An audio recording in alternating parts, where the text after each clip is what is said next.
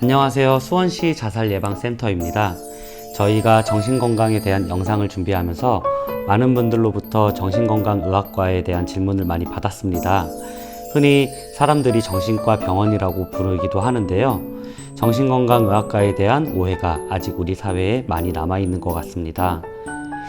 정신과 약과 의료보험, 보험가입, 그리고 취업에 대한 불리함 등 다양한 질문을 많이 주셨고, 오늘은 우리가 궁금했던 부분에 대해 정신과 전문의로부터 답변을 들어보는 시간을 갖도록 하겠습니다. 그럼 병원으로 가시죠.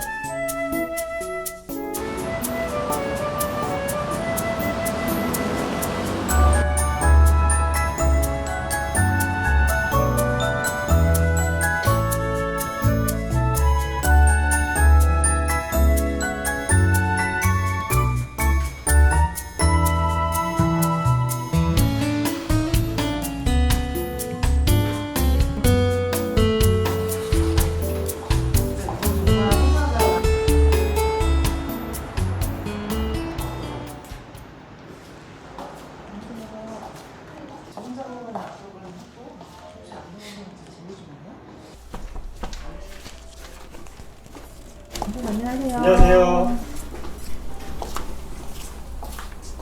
원장님 안녕하세요. 안녕하세요. 행복한 우리 동네 의원의 지경환입니다.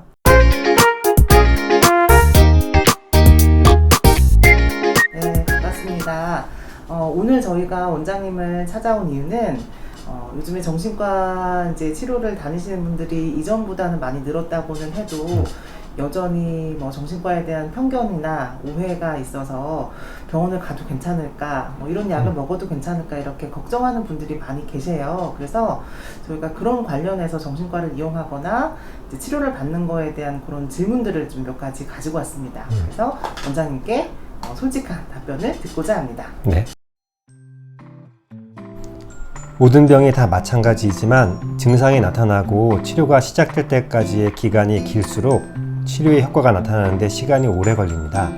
그만큼 병이 일상화되기 때문입니다. 마찬가지로 정신건강의학과의 질병도 증상이 나타나고 치료가 시작될 때까지 기간이 길었던 경우에는 약을 드셔도 증상이 금방 호전되지 않습니다. 우울증을 예로 들자면 처음에 기분이 우울해질 때에는 왜 이렇게 기분이 우울하지? 하고 우울한 기분에 대해서 이질감이 들지만 우울한 상태로 수개월이 지나다 보면 원래 다 그런 거 아니야? 하고 우울함이 익숙해져서 회복되는 데 영향을 주게 됩니다. 약물의 특성도 영향을 미칩니다. 항우울제의 경우 작용 기전의 특성상 효과가 나타나려면 꾸준히 복용한다고 가정했을 때 빠르면 2주, 평균 한 3, 4주 정도의 기간이 필요합니다. 대부분의 질병은 급성 질환이냐 만성 질환이냐에 따라 치료의 목표가 다릅니다. 발목을 삐었다거나 장염 같은 급성 질환은 치료의 목표가 증상 호전입니다. 하지만 당뇨나 고혈압 같은 만성 질환은 치료의 목표가 증상의 호전 그리고 좋아진 증상의 유지 두 가지입니다. 정신건강의학과에서 치료하는 병들도 종류에 따라 일시적인 불면증 같은 급성 질환과 조현병 같은 만성 질환이 있습니다. 따라서 어떤 종류의 질환이냐에 따라 치료 목표가 달라지게 되고 약을 복용하는 기간도 달라지게 됩니다. 또 완치는 사람에 따라 의미를 다르게 사용하는데요. 증상이 호전된 후에 약을 완전히 끊고 지내는 것을 완치라고 한다면 만성 질환의 경우 완치가 어렵다고 봅니다. 하지만 당뇨, 고혈압 관리하듯이 약을 먹어가면서 증상을 잘 조절해서 마치 병이 없는 것처럼 사는 것을 완치라고 한다면 그것은 가능합니다. 약물은 그 시대의 의학기술을 대표한다고 볼 수 있습니다. 정신건강의학과에서도 한 30년 전에 사용하던 약들은 목표가 증상 호전이었습니다. 일단 증상을 좋아지게 만드는 게 급했기 때문에 약간의 부작용은 감수해야 한다고 생각했었어요. 그 무렵 사용하던 약물의 대표적인 부작용이 표정이 멍해진다거나 많이 졸리다는 것이었습니다. 그래서 바보가 된다는 루머가 생기게 되었습니다. 물론 그렇게 보이는 것이지 실제로 바보가 되는 것은 아니었습니다. 하지만 요즘은 치료의 목표가 질 높은 삶입니다. 그래서 요즘 사용하는 약물은 표정이 멍해진다거나 졸리고 늘어지는 부작용이 거의 없습니다. 다만 예전부터 전해 내려오던 오해들이 아직 남아서 그런 잘못된 소문들이 있는 것 같습니다.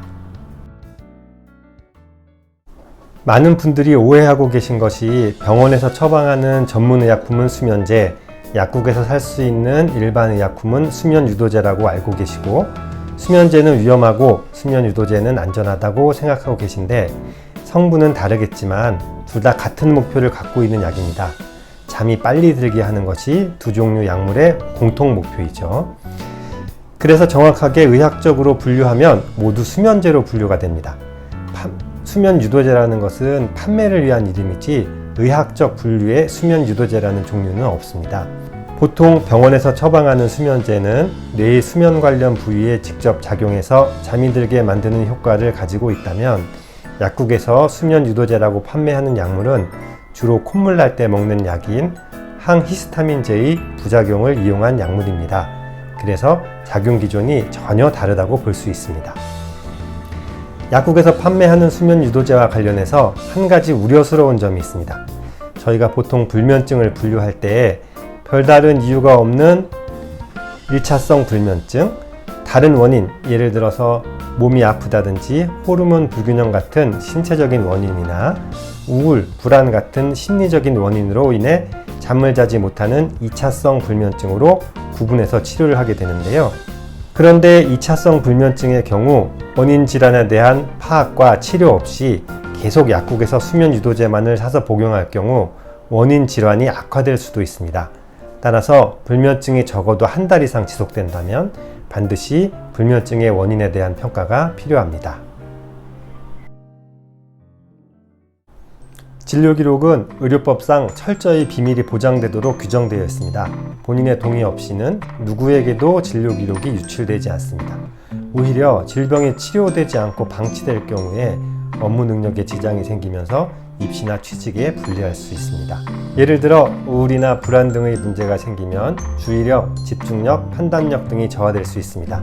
그럴 경우 학습 능력이 떨어지게 되기 때문에 공부를 하는데 오히려 지장이 생길 수도 있습니다. 네, 원장님 감사합니다. 정신과에 대한 이런 편견을 가지고 아직도 치료에 대해서 염려하거나 걱정하는 분들이 많이 계실 텐데, 이 방송을 보고 계신 분들이 혹시라도 그런 고민이 있으시다면 원장님에게 따뜻한 말씀 한마디를 듣고도 힘을 내실 수 있을 것 같거든요. 네, 한마디 부탁드립니다. 병원에 처음 오시는 분들이 주로 하시는 말씀이 병원 분위기가 예상했던 것과 다르다, 그런 말씀들을 하시거든요. 막 정신과에 대해서 되게 편견을 가지신 분들이 많이 계신데, 실제로 한번 방문해 보시면 예상했던 것과는 다르다는 것을 아실 겁니다. 그러니까 혹시라도 지내시면서 뭔가 불편감을 느끼시는 게 있다면 주저하지 마시고 용기를 내서 한번 방문해 보시기를 권유드립니다. 감사합니다. 네, 감사합니다. 네, 안녕하세요. 고맙습니다. 네, 감사합니다. 네, 안녕히 계세요.